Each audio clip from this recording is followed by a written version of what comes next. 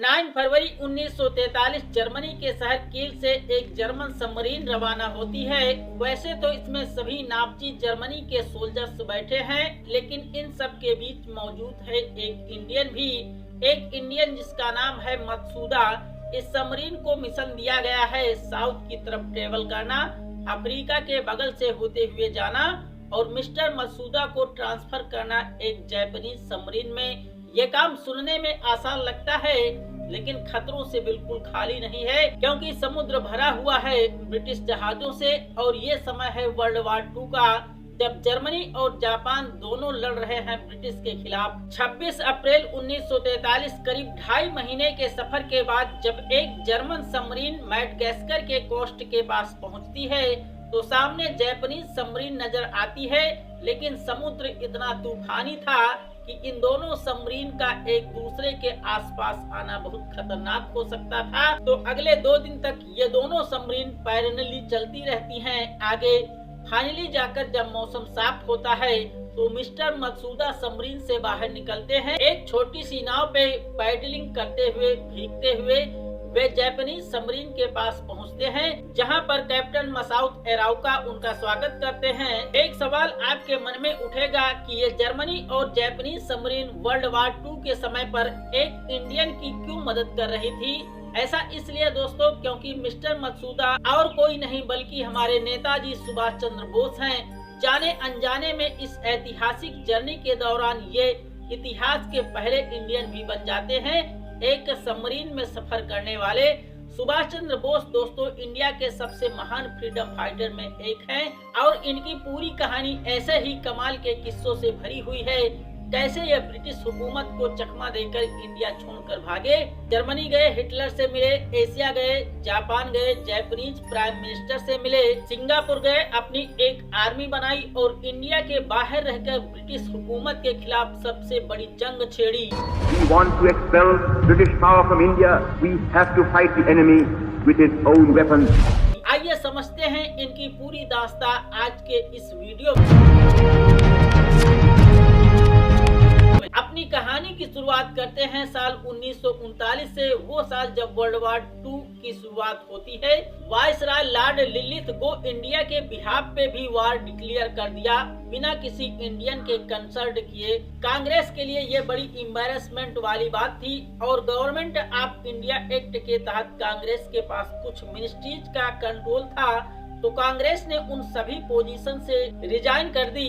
इसी समय के बीच सुभाष चंद्र बोस अपनी खुद की पार्टी ऑर्गेनाइज कर रहे थे, द फॉरवर्ड ब्लॉक। हालांकि ये पार्टी कांग्रेस के बीच से ही निकली थी, लेकिन साल 1940 तक आते आते इसको कांग्रेस के मुख्य संगठन से अलग कर दिया गया था। इसके पीछे 2 कारण थे। पहला ये कि सुभाष चंद्र बोस कुछ ज्यादा ही लेफ्टिस्ट विचारधारा के बन रहे थे, तो कांग्रेस के बाकी लीडर्स को पसंद नहीं आ रहा था, और दूसरा कारण ये कि बोस चाहते थे कि सेकेंड वर्ल्ड वार का इस्तेमाल किया जाए इंडिया के बेनिफिट के लिए। वो जल्दी से एक्शन लेना चाहते थे और कांग्रेस से अलग होना उनके लिए एक नेसेसिटी बन गई। जुलाई 1940 कलकत्ता में बोस एक मार्च लीड कर रहे थे, जिसके चलते हुए ब्रिटिश हुकूमत के द्वारा अरेस्ट कर लिया जाता है। जेल में रहकर वो सरकार की ताकत को चैलेंज करते हैं, एक हंगर स्ट्राइक लॉन्च करके रिलीज मी और आई शैल रिफ्यूज टू लीव उनकी तरफ से सीधे अनाउंसमेंट करी जाती है। In 1940 he was languishing in prison, so he gave an ultimatum to the British government and undertook a fast until death. देखते देखते उनकी तबीयत खराब होने लगती है और एक ही हफ्ते में सरकार डिसाइड करती है उन्हें जेल से निकालकर हाउस अरेस्ट पर रख दिया जाए।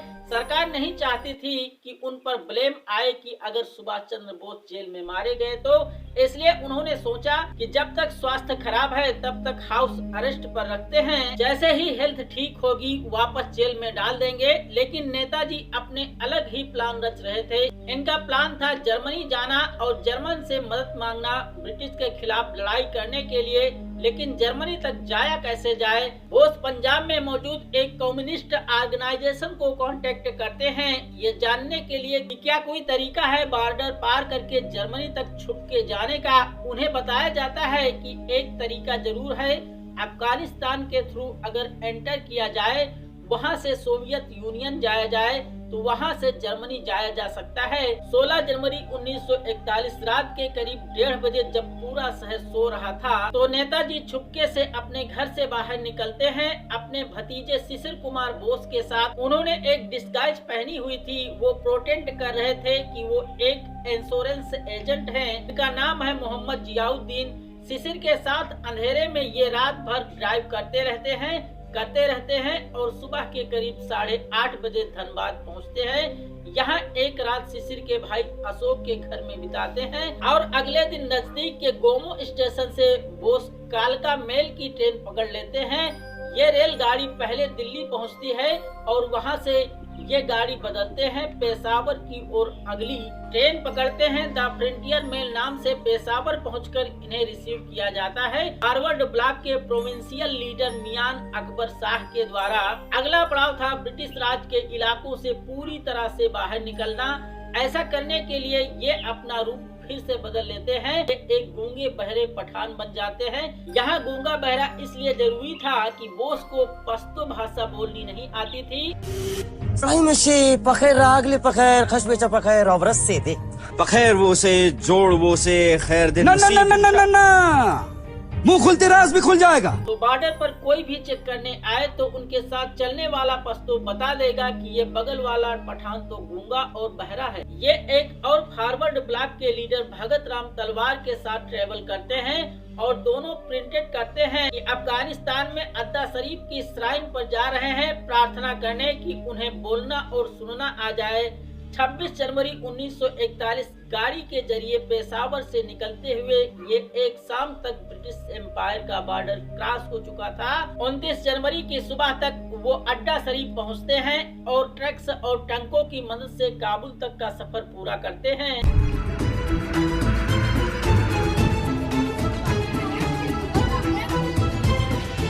कलकत्ता से काबुल जाने में नेताजी को 15 दिन का समय लगा, लेकिन ब्रिटिश सरकार को इनके एस्केप के बारे में, इनके भाग निकलने के सिर्फ 12 दिन बाद ही पता चला। ऐसा इसलिए क्योंकि घर पर मौजूद जो लोग थे वे लगातार इनके कमरे में खाना डिलीवर करने आते थे और इनके बाकी भतीजे इनका खाना खा जाते थे। लोगों को लगता था कि सुभाष जी अभी भी कमरे में ही हैं, खाना तो खाया जा रहा है, उनके लिए खाना भेजा जा रहा है। और इस बात को इतना सीक्रेट रखा गया कि सुभाष जी की माता जी तक को नहीं पता था कि वो भाग निकले हैं घर से। ये सिर्फ 27 जनवरी को था जब सुभाष चंद्र बोस के खिलाफ एक केस सुना जाना था कोर्ट में, और वो जब कोर्ट में नहीं पहुंचे तो उनके 2 भतीजों ने पुलिस को इन्फॉर्म किया कि वो तो घर पर है ही नहीं। 27 जनवरी को इनके गायब होने की खबर पहली बार अखबार में पब्लिश होती है, आनंद बाजार पत्रिकाओं और हिंदुस्तान हेराल्ड में, जिसके बाद राइटर भी इसे उठा लेता है और दुनिया भर में ये खबर फैल जाती है। ब्रिटिश इंटेलिजेंस के पास कई रिपोर्ट्स आती हैं। एक रिपोर्ट बताती है कि वो जापान जाने वाले जहाज में है, दूसरी कुछ और बताती है, लेकिन कोई रिपोर्ट सच नहीं थी। कलकत्ता से जापान जाने वाले एक जहाज की तलाशी भी ली जाती है ब्रिटिश के द्वारा, लेकिन बोस का कोई नामो निशान नहीं था। सुभाष ने अपने भतीजे शिशिर को बताया था कि अगर 4 से 5 दिन तक अगर ये खबर दबी रहती है कि वो भाग निकले हैं तो उसके बाद तो उन्हें पकड़ना नामुमकिन है। और ये बात सच है क्योंकि इसके बाद कभी भी ब्रिटिश सरकार उन्हें वापस पकड़ नहीं पाई। काबुल पहुंचने के बाद नेताजी सोवियत की एम्बेसी में जाते हैं मदद मांगने के लिए, लेकिन यहाँ से उन्हें कोई मदद नहीं मिलती क्योंकि रशियन को लग रहा था कि वो एक ब्रिटिश एजेंट है जो सोवियत यूनियन में जासूसी करना चाह रहे हैं। फिर वो कोशिश करते हैं जर्मन एम्बेसी को कांटेक्ट करने की। हांस पिल्गर एक जर्मन मिनिस्टर जो उस वक्त एम्बेसी में मौजूद थे, वो जर्मन फॉरेन मिनिस्टर को एक टेलीग्राम भेजते हैं 5 फरवरी को, ये कहते हुए कि सुभाष से मिलने के बाद मैंने उससे एडवाइस किया है कि वो मार्केट में छुपा रहे इंडियन दोस्तों के साथ और मैं उसके बिहाफ पर रशियन एम्बेसडर को कांटेक्ट करता हूँ। कुछ दिन बाद नेताजी को संदेश मिलता है अगर उन्हें अफगानिस्तान से आगे निकलना है तो उन्हें इटालियन एम्बेसडर से मिलना चाहिए।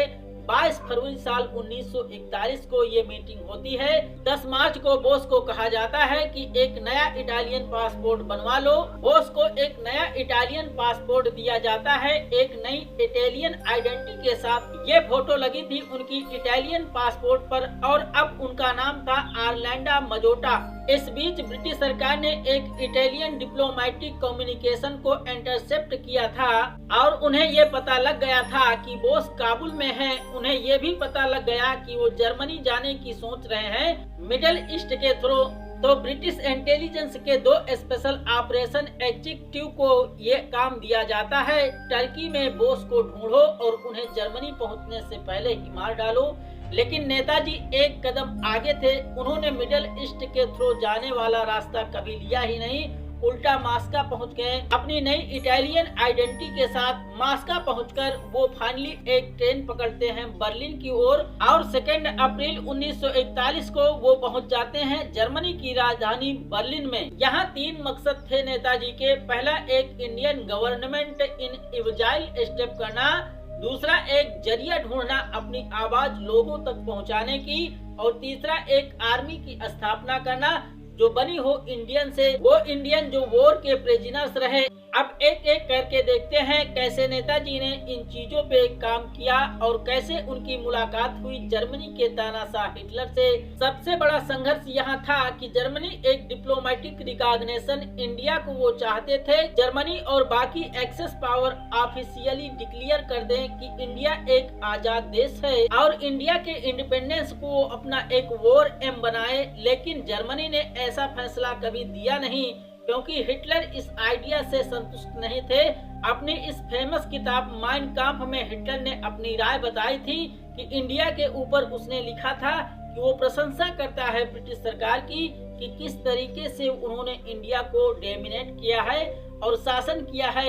एक जर्मन ब्लड होने के बावजूद इन स्पाइट ऑफ एवरीथिंग उसने लिखा कि वो इंडिया को ब्रिटिश रूल के अंडर ही देखना चाहता है। इतना ही नहीं, हिटलर ने इंडियन फ्रीडम फाइटर का भी मजाक उड़ाया, उन्हें एशियाटिक जंगलर कहकर। इंडिया की पूरी आजादी की लड़ाई हिटलर के लिए एक मजाक थी, लेकिन फिर भी हिटलर नेताजी को सुभाष चंद्र बोस का इस्तेमाल करना चाहता था। इस वॉर में ब्रिटिश के खिलाफ नेताजी भी इस बात को जानते थे कि जो रिलेशनशिप है उनके और नाजी जर्मनी के बीच में वो एक ट्रांजैक्शन रिलेशनशिप है। दोनों को यहाँ पर अपना फायदा दिख रहा था, इसलिए रिलेशनशिप है, नहीं तो ये नहीं एग्जिस्ट करेगी। इस सोच से वो काम पर लग जाते हैं। वो प्लान्स बनाते हैं कि कैसे इंडिया एक्सेस पावर के साथ कोलैबोरेट कर सकता है। वो बर्लिन में एक फ्री इंडिया सेंटर की स्थापना करते हैं और फिर एक मेमोरेंडम सबमिट करते हैं हिटलर को, ये दिखाते हुए कि हिटलर अपनी आर्मी को लेकर इंडिया पर हमला बोल दे ताकि ब्रिटिश को वहां से हटाया जा सके। और ये ऐसा होगा कि ब्रिटिश एम्पायर के दिल पर हमला किया जा रहा हो। वो चीजों को थोड़ा तोड़ मरोड़ कर दिखाने की कोशिश करते हैं हिटलर को उकसाने के लिए कि वो अपनी आर्मी को ले जाकर इंडिया में ब्रिटिश के खिलाफ फाइट करे। लेकिन कोई पॉजिटिव रिजल्ट इसका दिखता नहीं।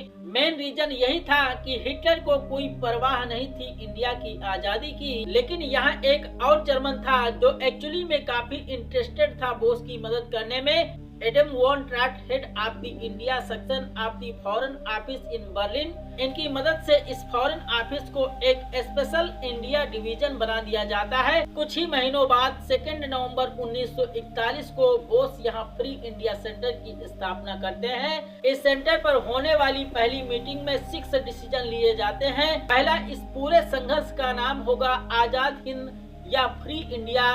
दूसरा, यूरोप में इस ऑर्गेनाइजेशन का नाम होगा आजाद हिंद सेंटर। तीसरा, हमारे देश का नेशनल एंथम होगा जन गण मन। चौथा, हमारी इस मूवमेंट का जो एम्बलम है वो ट्राई कलर होगा विद स्प्रिंग टाइगर। पांचवा, इंडियंस एक दूसरे को ग्रीट करेंगे जय हिंद कहकर। छठा, सुभाष चंद्र बोस को टाइटल दिया जाएगा नेताजी का। 20 मई 1941 को नेताजी ने एक डिटेल प्लान सबमिट किया था जर्मन सरकार को कि कैसे वो दुनिया भर में प्रोपोगंडा पर काम किया जा सकता है। ब्रिटिश इंपीरियलिज्म इसी प्लान का एक हिस्सा था आजाद हिंद रेडियो। 19 फरवरी 1942 को नेताजी डिसाइड करते हैं कि ओरलांडो मजोटा की आइडेंटिटी बहुत हुई, इसे अब छोड़ा जाए और अपना असली चेहरा दुनिया के सामने लाया जाए। वो अपना पहला संदेश आजाद हिंद रेडियो के जरिए दुनिया के सामने पहुंचाते हैं। This is Subhash Chandra Bose speaking to you over Azad Hind radio, जो कि फरवरी 1942 में जाकर इंडियन लोगों के सामने भी ब्रॉडकास्ट होना चालू होता है। सुभाष चंद्र बोस अपना पहला एड्रेस इस रेडियो के जरिए देशवासियों को देते हैं।